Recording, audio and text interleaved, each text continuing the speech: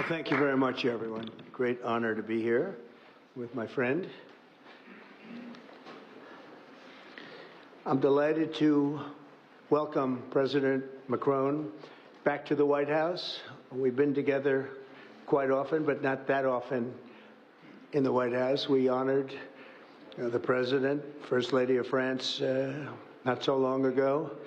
It was a beautiful evening, and we will not soon forget it. It was a beautiful day and evening, and many fond memories. I also want to thank Emmanuel for hosting me in Paris last December after a historic election win to witness the reopening of the spectacular Notre Dame Cathedral, where you did an outstanding job in bringing it back together. That was a sad day watching that burn, and 5 years later you had it up, and it was they say more beautiful than it was before, so I think that's a great achievement. That was not easy. France is America's oldest ally. Our cherished partnership has been a force for freedom, prosperity, and peace from the very beginning. We're now working on some very interesting developments. One in particular, as you know, the war between Russia and Ukraine. In the American Revolution, French support helped us to seize our destiny as an independent nation. In the First and Second World Wars, our citizens shed blood together on the battlefields of Europe. And I'll never forget joining President Macron 6 years ago on the 75th anniversary of D-Day. That was some day. The purpose of our meeting today is to end another battle, a really horrible one, a war, something that we haven't seen since the Second World War, that is ravaging European soil, the deadliest and most destructive conflict that one can imagine. I've seen the pictures, I've seen the satellite photos and lots of other photos, and it's a horrible thing that's happening. Thousands of people are dying a week. This very day is the third anniversary of the invasion of Ukraine, which would never have happened if I was president. That was not going to happen. The horrors of this gruesome and bloody war can scarcely be overestimated. Hundreds of thousands of people, Russians and Ukrainians in particular, have needlessly died. An entire generation of Ukrainians and Russian men has been decimated. 1,000-year-old cities have been turned into rubble. Those beautiful spires that you used to see there, they were most beautiful in the world, they say, are lying in heaps of rubble, blasted to smithereens. And it's time to end this bloodletting and restore peace, and I think we're going to do it. We've had some great conversations, including with Russia. Since my return to the White House, we've made more progress toward that goal in 1 month than occurred in the past 3 years. And I've spoken with both President Putin and President Zelensky. And again, a lot of good things toward peace are happening, moving it, I think, pretty quickly. Last week, Secretary of State Marco Rubio, National Security Advisor Michael Waltz, and Special Envoy Steve Witkoff conducted successful talks in Saudi Arabia with the delegation from Russia, and I'd like to thank the Kingdom of Saudi Arabia and the King and Mohammed, great people. They're really working hard to get this done. Our focus is on achieving a ceasefire as soon as possible and ultimately a permanent peace. My meeting with President Macron today was another important step forward in that sphere, because he's been very much involved right from the beginning in trying to get it over with, and we're going to get it done. I believe that Emmanuel agrees with me on many of the most important issues. Chief among them is this is the right time. It may be the only time. You know, that's a very interesting and horrible situation, and that could evolve into a third world war. We're not going to let that happen. Should have never started, but it did. And what a mess, what a horrible, bloody mess.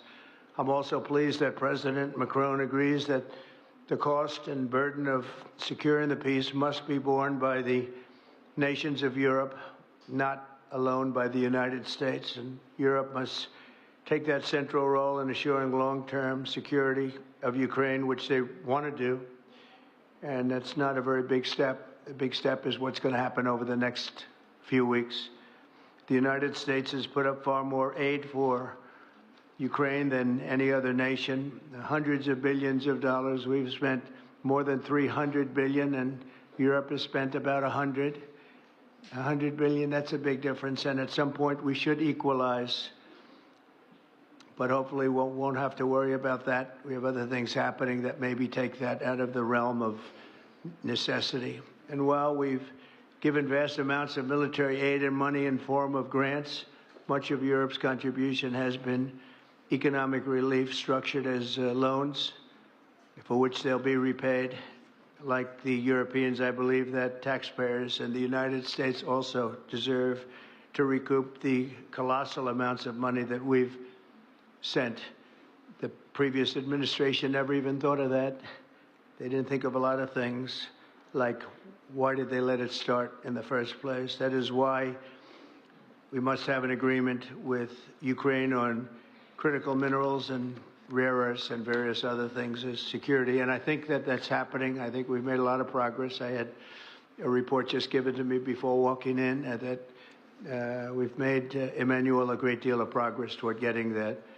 I've been elected by the American people to restore common sense to Washington and indeed to the world.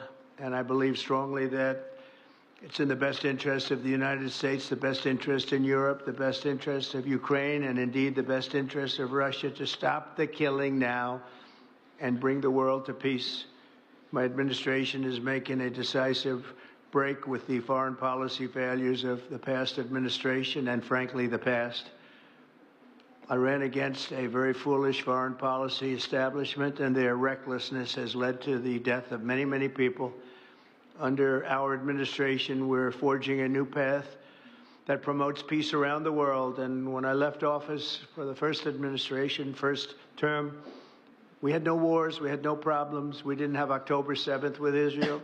We didn't have Russia and Ukraine going at it. We didn't have the problems in other parts of the Middle East. We didn't have inflation. It was a whole different world.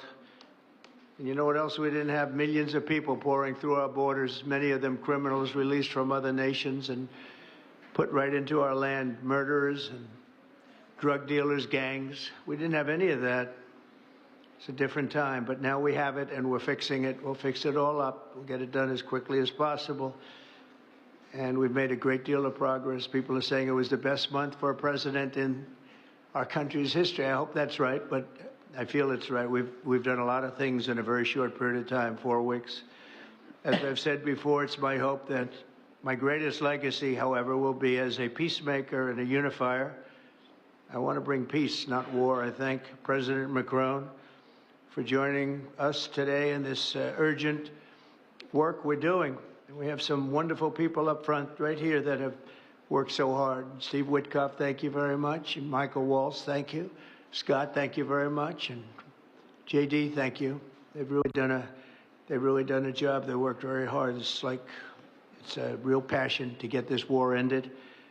And I'd like to now invite Emmanuel to say a few words, and then we'll take questions. And again, Emmanuel, it's a great honor to have you with us at the White House. Thank you very much, please. Thank you, Mr. President. Thank you, dear Donald. Ministers, ladies and gentlemen, mesdames et messieurs, je vais dire quelques... Ladies and gentlemen, I'll be saying a few words in French. Thank you very much, Mr. President, dear Donald, for your hospitality and for this visit. As you mentioned, we have had the opportunity to meet over the past few years. Since your first term, we've been able to discuss matters in Paris and also here at the White House, and it has always been a great joy to do that, and I would like to commend you. And thank you, Mr. President, for extending this friendship to France and taking part in the ceremony at Notre Dame that you mentioned before. It was a great honor for the French people to reopen the cathedral to the rest of the world, and your presence was a testament to that friendship. As the President said, this friendship dates back to the Revolutionary War, since the beginning of the United States, and whenever we've needed to, we've been able to come together and be on the right side. We've been able to be united to defend peace and sovereignty. namely in the two world wars that marked the 20th century, from Lafayette to Pershing and to the many Americans who landed on Omaha Beach. And we spoke earlier before, and you mentioned that one of those gentlemen was able to visit you here, one of the veterans. This is part of history which puts us in the world that we are in today. And as the President just said, there are many challenges in this world. And over the past few days, we have one main objective, which is the geopolitical situation. Mr. President, I really wish to thank you for making changes to your schedule to meet with us so quickly. I think we've made very substantive steps forward during our discussions, and this is a major step in what we're experiencing today. We had a video conference with all of the G7 leaders, which was an opportunity for us to discuss this matter 3 days after the Russian war in Ukraine, and to express our support for President Zelensky to the Ukrainian people, but also to speak and share about our desire for a lasting peace. This is what we have spoken about very forcibly over the past few weeks. We thought that this war was only going to last a few weeks when it broke out in 2022. We admire greatly the courage of the Ukrainian people. And Mr. President, I wish to thank you for this. You mentioned that there are responsibilities on Europe's side, and indeed, we have invested $128 billion in aid to Ukraine and the Ukrainians. Ukraine has been able to hold the front of our collective security. It's fought over these past few years for its independence and for its sovereignty, but also for our collective security, because I think that no one in this room wants to live in a world where it's the law of the strongest and international borders can be violated from one day to the next by anyone. Over the past few hours, and as you mentioned this, Mr. President, we've been able to see a few things take shape. First of all, allow me to commend you on your decision to work with President Zelensky and to conclude this agreement that's so important for the U.S. and Ukraine on rare earths, critical minerals, but also having substantive conversations with President Zelensky during this key phase of achieving this deal, which is a major commitment to Ukraine's sovereignty, and I think that's very commendable. We also have a shared desire to build peace. We will have this responsibility. This is 10 years after the war started in Crimea, and then we saw the events in the Donbas region and along the northern part of the country. We want to save lives. We want to bring prisoners back and bring back families and children, because there's also humanitarian tragedy affecting the Ukrainian people. We had lengthy discussions with the president, and we spoke about our desire to bring an end to conflicts, to have a truce that is measurable, verifiable, and that enables negotiation of a lasting peace, where we will discuss not only Ukraine's reconstruction, its territories, but also the security guarantees, meaning maintaining peace over the long term. As I said to the president, we've experienced peace accords that were only ceasefires without ensuring security guarantees, Minsk 1 and 2. And we want to make sure this doesn't happen again. And I know that the president has expressed the desire to be a player for peace in the region. I've spoken with some 30 European leaders and allies in recent days. We want to bring together these allies, and share the same vision.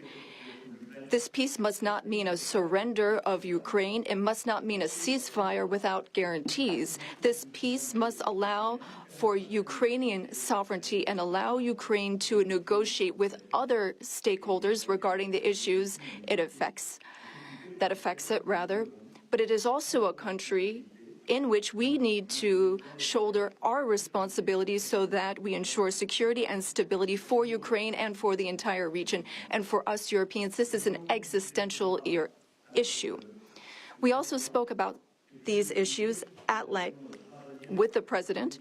We've worked with President Zelensky and gotten to some of the details of the various phases of the negotiation, and we've also been able to speak about some of this work with our British partners to talk about deployments of peace forces on Ukrainian soil, which are part of these security guarantees. Other countries are ready to join in this effort.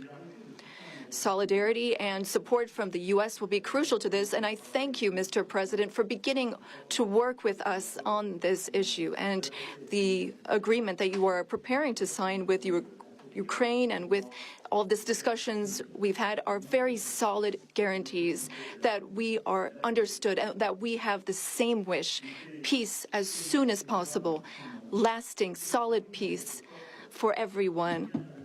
And the renewal of an international situation where we are all able to shoulder our responsibilities, Europeans shouldering their responsibilities alongside their American allies who will shoulder their own responsibilities. I also wanted to be very clear, Mr. President, about Europe's commitment. We have committed to building a lasting peace. As Europeans, we have committed to being stakeholders in these security guarantees. And we are also well aware that Europeans need to do more for security in Europe, for defense in Europe, and to more fairly share the security burden that your country has been carrying for so many years. Mr. President, you know how much friendship I show towards you and I have towards you since your first term. Europe is very clear-eyed about this. We know what we need to do as Europeans, given the threats surrounding us and the responsibilities that we must shoulder. We spoke about the Versailles Agenda, which allowed the Europeans to take a historic step and increase their investments. Europeans are ready to do even more and to go even farther. And several leaders said that to me before I came here to meet you. Mr. President, dear Donald, you spoke about this peace through strength. We fully share that because we must recognize the sacrifices made by the Ukrainian people and what we owe to them. The President and I also spoke about economic matters and our desire to see more prosperity in the United States and in Europe. We had discussions which will be carried on by our teams, our ministers and secretaries, to flesh out some of those ideas. But the idea is to have fair competition and no bias within competition between our industries. Now, the American and European economies are extremely intertwined. Some 1.5 billion in trade, trillion rather, in goods and services, and I know you've spoken about wanting to look at the balance of payments.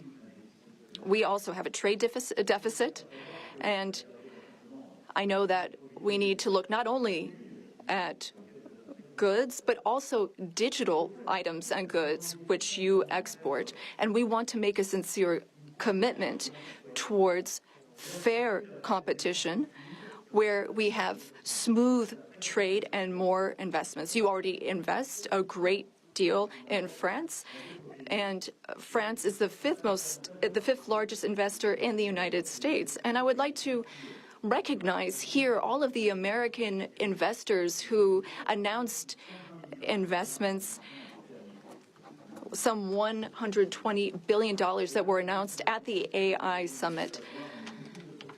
This is our wish. We want to have more prosperity on both sides of the Atlantic. We have a shared agenda in that regard.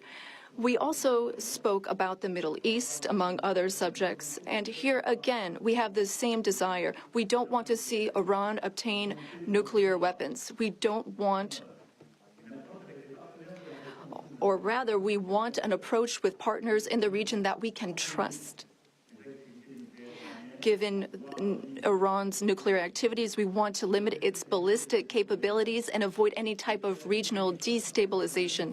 With respect to Syria and Iraq, we also share the same desire. We don't want to see Islamic terrorist groups resume any of their activities, because for some time our armies have very bravely been engaged in the Gulf, as you have led, and contributions have been significant and helped stability in the region. And I say this with great sincerity. France was affected by a terrorist attack in 2015, which was linked to the terrorist activity in Syria. And we are in that region at your side to work for more security.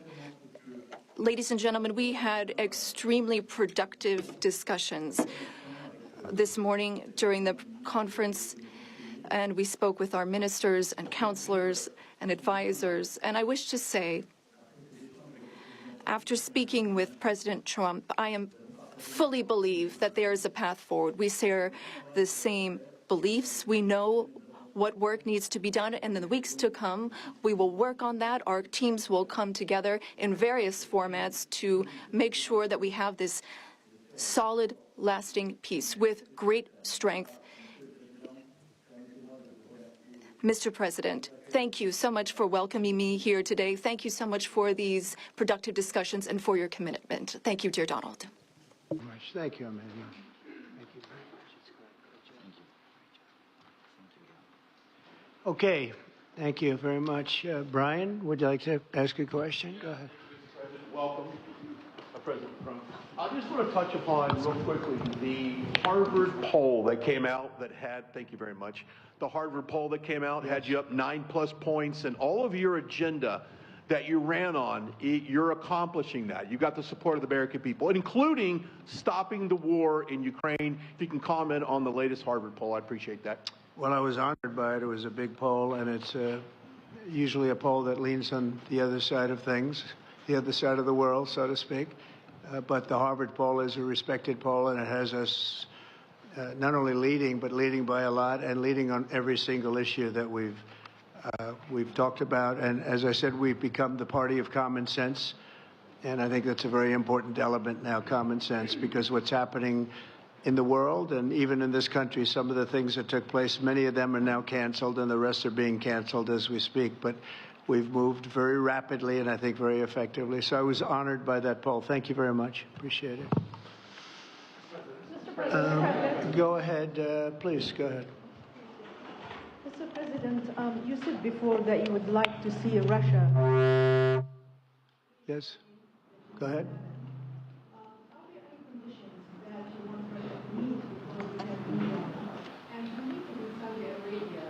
When you're meeting in Saudi Arabia with President, any progress on the Ukrainian file? Yeah, I think the meeting in Saudi Arabia was a fantastic one.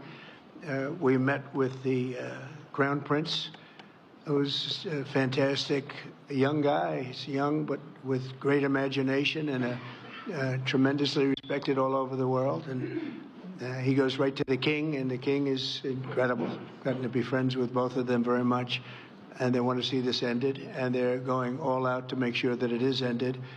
I think Russia, likewise, I've spoken to President Putin, and my people are dealing with him constantly, and his people in particular. And they want to do something. I mean, that's what I do. I do deals. My whole life is deals. That's all I know is deals. And I know when somebody wants to make it and when somebody doesn't. I will say this, before I came here, there was no communication with Russia whatsoever, and Russia wasn't answering calls. They were not talking to anybody. They wouldn't talk to anybody, and people sort of accepted that as being that they want to go forward and just keep going without stop. But when I got here, one of the first calls I made was to President Putin, and we were treated with great respect, and they want to end this war. So that's a big thing, because I didn't know if I could say that, but it's a big thing. They want to do it, and the group in the front row that I introduced, they're all very active in it, and we're working on deals right now, transactions right now, and in particular, the big one is to get the war stopped, whether it's ceasefire or direct to an agreement. I'd like to go directly to an agreement, but ceasefire will always happen a little bit quicker. And every day you're saving thousands, or at least hundreds, but thousands in some cases lives. So we want to see if we can get that done very quickly. Yes, for the president, please. Thank you. I'm a correspondent based in Paris. Question for both of you, actually. Mr. Macron, you were one of the last Western leaders to speak to Putin before Ukraine's invasion. What advice, what recommendation could you make to President Trump to make sure that this time you can get strong enough guarantees, from Putin to get a peace deal that lasts this time? And Mr. President Trump, what makes you think you can trust Putin in those negotiations? Thank you. Look, I will never give any advice to President Trump. We have friendly and trustful discussion, but my experience with President Putin is the following. Number one, I always think it's good to have discussion with other leaders, and especially when you disagree. I stopped my discussion with President Putin after Bucha and the war crimes, because I considered that, we had nothing to get from him in the time. Now this is a chance, there is a big change, because there is a new U.S. administration. So this is a new context. So there is good reason for President Trump to re-engage with President Putin. But my experience is the following, and I shared it with President Trump and the team. In 2014, our predecessors negotiated peace with President Putin. But because of the lack of guarantees, and especially security guarantees, President Putin violated this peace. And I had several discussions, especially beginning of 2022, several times, 7 hours with President Putin, 15 days before the launching of the attack. He denied everything, but we didn't have security guarantees. So this is why being strong and having deterrence capacities is the only way to be sure it will be respected. And I insisted on that, and this is why I believe that the US has the capacity to do so. And this is why I think we should never say, I will never send any boots on the ground, because you give a blank check to violate any type of commitment. So I think it's good to have discussion. I think it's useful to have negotiation. I think it's super important to go to the peace. But my strong point was to say, let's try to get something first which can be assessed, checked and verified. And let's be sure that we build sufficient guarantees on the short run. And this is where we are ready to be engaged. As for France, a lot of my European colleagues are ready to be engaged. But we do need this American backup, because this is part of the credibility of the security guarantees, and this is our collective deterrence capacity. And I have the feeling that the President has this capacity. I think it's very much to the benefit of Russia to make a deal, and I feel that we'll do that. It is what it is. Again, it's a war that should have never been started. It's a war that would not have been started if I were president, but it did start, and it's at a terrible level where cities are burned down and shot down to the ground. It looks like demolition sites, a whole big pile of demolition sites, and we got to get it stopped. Too many people, too much agony. The whole culture is destroyed when you rip down some of those really ancient or near ancient buildings. It's so sad to see, but I think it's very much to the benefit of this tremendous distrust on both sides. That's why it's good that I'm coming in now, but I think it's to the very much benefit of Russia to make a deal and to go on with leading Russia in a very positive way. That's what you have to do. But I really believe that he wants to make a deal. Maybe wrong, but I believe he wants to make a deal. Yeah, go ahead, please. Mr. President, next week there's a key deadline for your Canada and Mexico tariffs. Pour les droits. I believe those countries have done enough on the border to stop those from taking effect. And for President Macron, I'm wondering if you believe that this critical minerals deal with Ukraine represents a de facto security guarantee by the United States, since the U.S. would have an interest in protecting those reserves in Ukraine. Thank you. We're on time with the tariffs, and it seems like that's moving along very rapidly. We've been mistreated very badly by many countries, not just Canada and Mexico. We've been taken advantage of. We were led by, in some cases, fools, because anybody that would sign documents like they signed, where they were able to take advantage of the American people, like has happened over the last long period of time, except for a little 4-year period that took place 4 years ago. But anybody that would agree to allow this to happen to our country should be ashamed of themselves. No, the tariffs are going forward on time, on schedule. This is an abuse that took place for many, many years. And I'm not even blaming the other countries that did this. I blame our leadership for allowing it to happen. I mean, you know, who can blame them if they made these great deals with the United States, took advantage of the United States on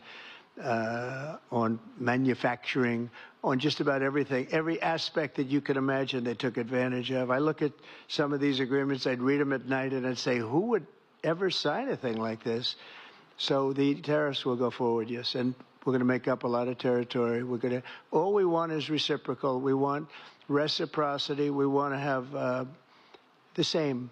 So if somebody charges us, we charge them. It's very simple, but it'll be very good for our country. Our country will be extremely liquid and rich again. Plus, we're doing other things, as you know. We're finding tremendous waste, fraud, and abuse at levels that nobody thought possible. You're seeing what's going on. And that was also part of the Harvard poll. Do you agree with what President Trump is doing with Elon and others that are looking for the waste, fraud, and abuse? And the numbers were staggering. It was like 70% to 2%. Everybody wants to find out. They don't like it. And, you know, the radical left or whoever it may be starts screaming about the Constitution. But it has nothing to do with the Constitution. It has to do with fairness to this country.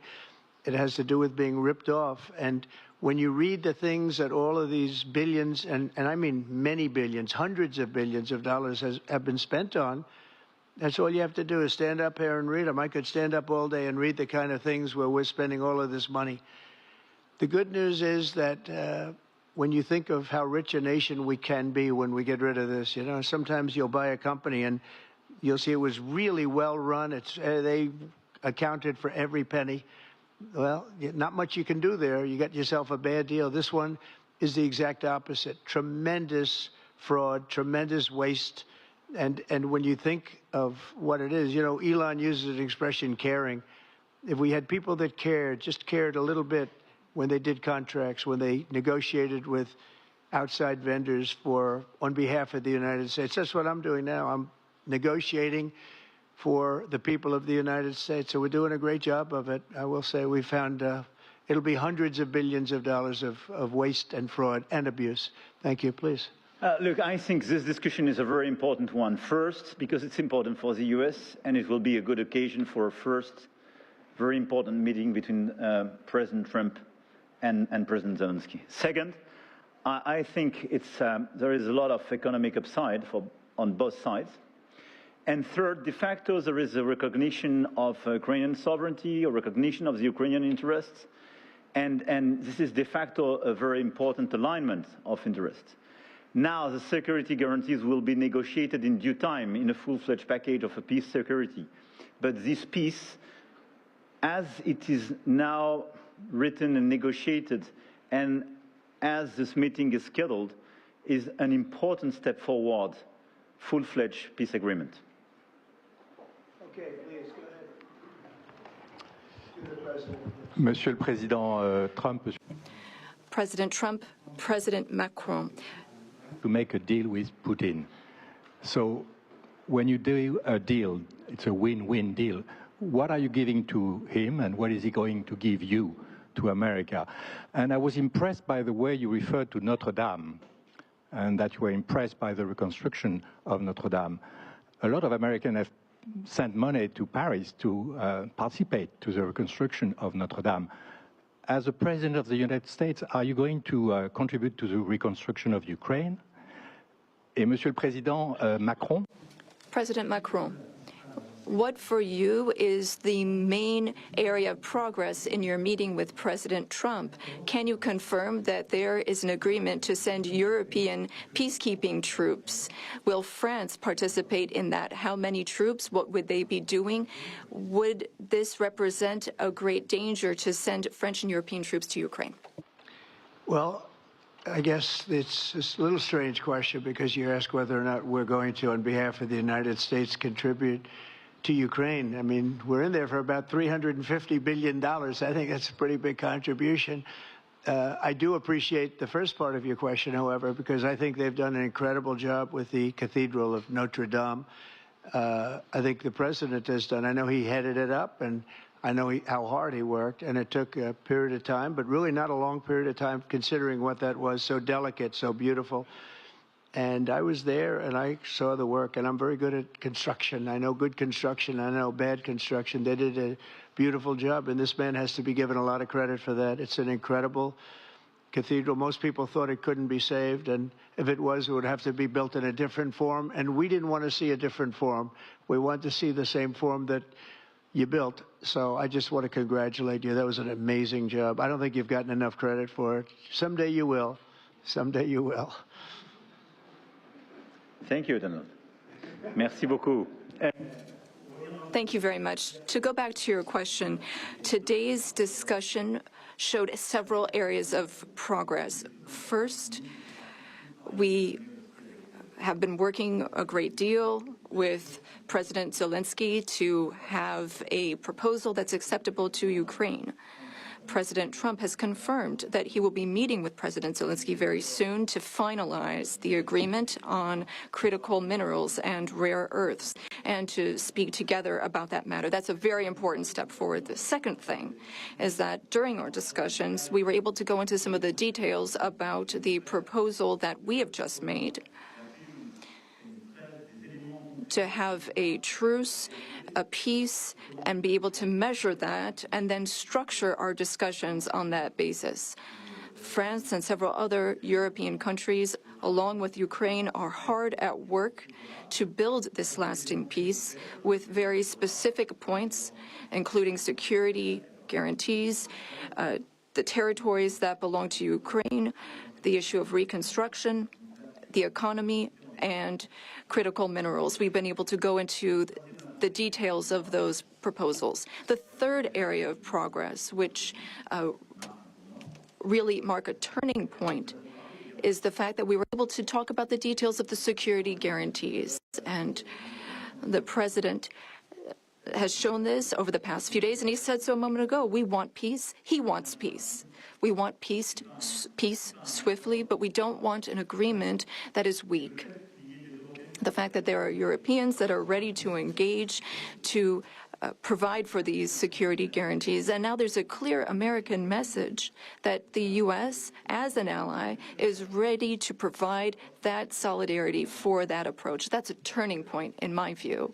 And that is one of the great areas of progress that we've made during this trip and during this discussion.